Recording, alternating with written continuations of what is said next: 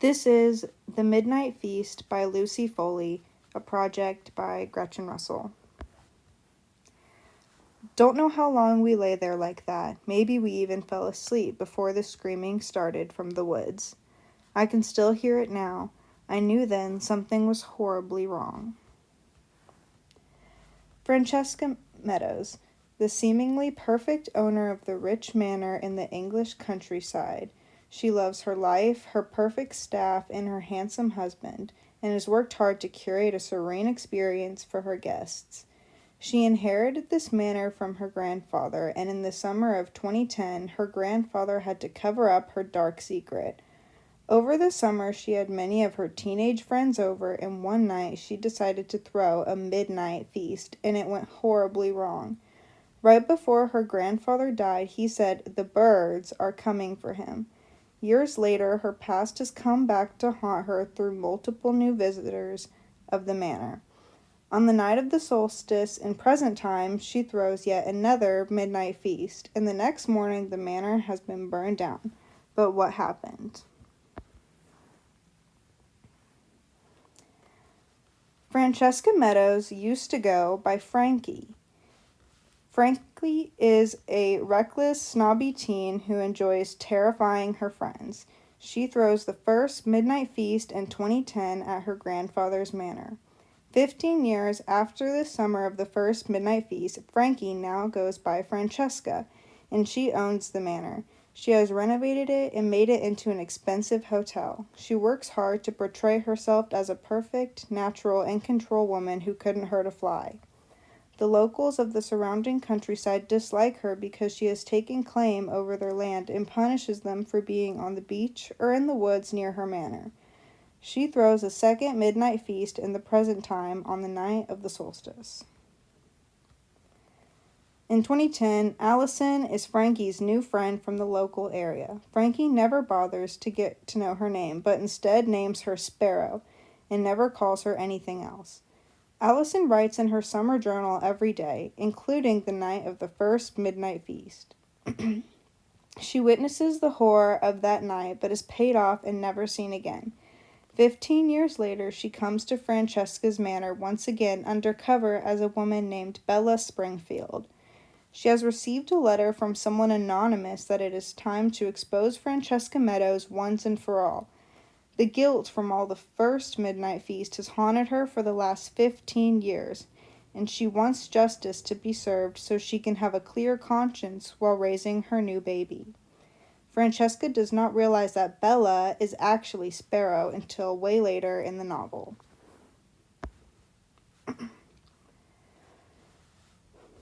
Back in 2010, Jake Walker is Allison's first boyfriend. When Allison introduces him to Frankie, Frankie seems jealous. Jake was raised on a farm near the manor, and his father was a struggling farmer. He has a kid brother named Eddie. He witnesses the first midnight feast as well and is also paid off to never speak of what happened that night. The guilt from what happened drove him into a drug addiction, and then he ran away and was not seen again by anyone, even his family, for 15 years. 15 years later, he comes back as D.I. Walker and is the head detective solving the mystery of the burned-down manor. He is also the one who anonymously sent the letter to Allison to come back for revenge. It is not revealed that Jake is D.I. Walker till later in the novel. Eddie Walker is Jake Walker's brother, all grown up in the present time. He has begun working at the manor as a dishwasher. Even though his local father would be mad to find out his son was working for Francesca, he does it anyway because of the good pay and he wants to support his struggling family. He has not seen his brother Jake in 15 years, and his parents won't even speak of him. He gets sent to clean up mysterious blood in the forest, and while out there he runs into Allison, and together they see the birds. Michelle is another person in the present time. She is the manager of the manor, and Francesca relies on her ability to follow orders and get things done quickly. She is secretly hiding that her real name is Shelley and that she was the young girl who was assaulted by Francesca's twin brothers in 2010. She wants to seem like a big suck up towards Francesca so she gains her trust, and it is easier to take her down. Both Delilah and Nathan Tate are in the present time. Delilah is Eddie Walker's ex-girlfriend. She is now dating Nathan Tate and has changed her entire personality to be more like her delinquent boyfriend. Nathan Tate is the son of the caravan park owner Graham Tate. His father has taught him to despise people like Francesca. He constantly trespasses onto the manor's land and is planning something for the midnight feast on the solstice. Nathan and Delilah make a post on social media saying, "Tonight, the midnight feast is going to be fire." This could hint to burning down the manor, or they could just be using the teenage terminology of calling something epic fire.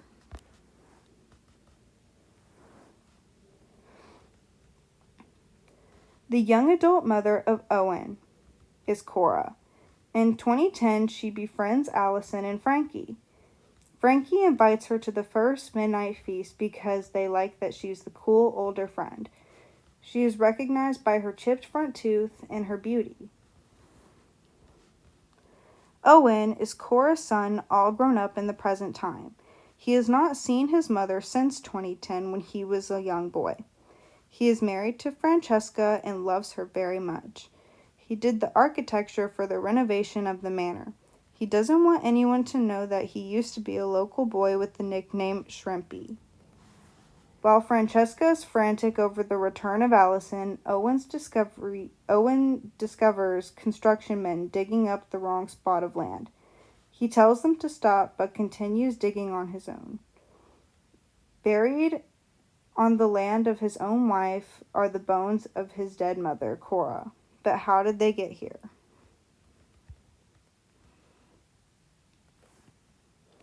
So what happened in the first midnight feast in 2010?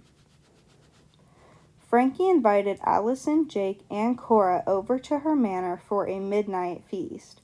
Her friends are unaware of what is supposed to occur. During the feast, she gave each of her friends a brownie containing a deadly poisonous mushroom. Cora was the only one who actually ate it since Allison had been drugged before by Frankie and didn't trust her, and Jake didn't like chocolate. Jake and Allison run off while Frankie isn't looking so they can frolic together. While they lay together on the tennis court, they hear screaming coming from the forest. The scream is coming from Frankie, who is witnessing Cora die from the poisoning. And this scream is the quote from The Hook. Immediately, Allison and Jake want to call the police, but Frankie and her grandfather tell them not to. Frankie tries to blame the poisoning on Allison because she had picked the mushrooms, but Frankie had told her to, and she had no idea what was in them. Frankie's grandfather tells them to never speak of this again and that he will handle it, and he gives both Jake and Allison a big portion of money. Frankie never finds out that Allison actually came back the next day and discovered where her grandfather had buried Cora's body, and so she draws a map in case she ever needs to find it in the future. This trauma from this night sent Jake into his drug addiction and Allison into a lifetime of guilt. It is unknown if Frankie's plan was to poison and kill all of the teenagers, or if she knew who would and wouldn't eat the brownie. Who and what are the birds? The birds are mentioned multiple times throughout the novel, but who or what are they? Francesca's grandfather told her that the birds were coming for him before he died. Later on, a local tells D.I. Walker that the birds are a real threat and not just a local myth. Francesca gets symbols from the birds, such as tons of bird seed laid out on the lawn to attract tons of little birds, a dead white bird hung on her door, them killing her cow, and her constantly feeling watched.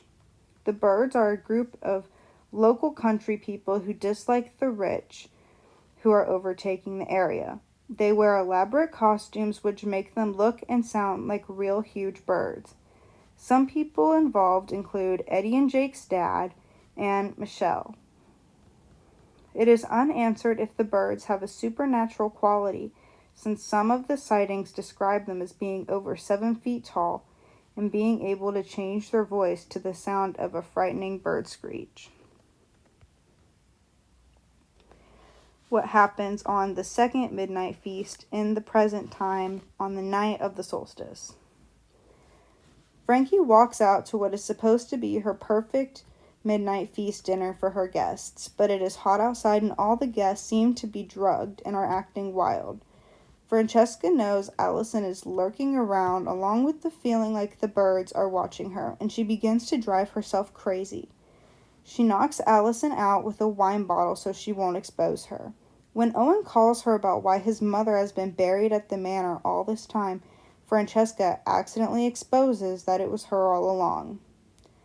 Allison has also told Eddie about what actually happened to his older brother Jake, and so now Francesca has multiple people after her. Once she knows Owen is coming for her, she approaches Nathan Tate and asks him something. The next morning, the manor is burned down, and Francesca's dead body in her car is found at the bottom of a cliff by the road. Who did it? All three of these people had motivations to want to burn the manor down. Nathan's social media post saying that the night would be fire is suspicious, especially since he dislikes the manor so much. Francesca's life has fallen apart in front of her, and she asks Nathan something before getting in her car and trying to escape, so it could have been her too.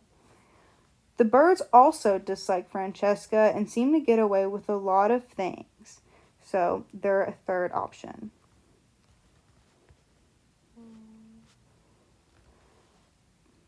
Personal connection. The only other piece of fiction that kind of felt similar to this is Saltburn. I only say this because they are both set in rich manors and deaths occur at both, but under very different circumstances. In the excerpts from Allison's old journal, I can relate to this teenager and probably many other girls can. Her new friend Frankie makes fun of her in a condescending and sly way, and I think a lot of us have experienced that at some point in our lives. This novel did not have chapters, but instead every few pages was another person's perspective. The people who rotated with their perspectives were Bella/Allison in the present, Eddie Walker, D.I. Walker, Owen, Francesca, and pages from Allison's journal she kept during the time of the first Midnight Feast in 2010. I liked that with each new perspective, a new thing was revealed. The reading level of this book was perfect for older teenagers and young adults. Since this book only came out a year ago, it had a lot of relevant mentions. Although I am definitely not a reader, I actually really enjoyed this book and it kept my attention.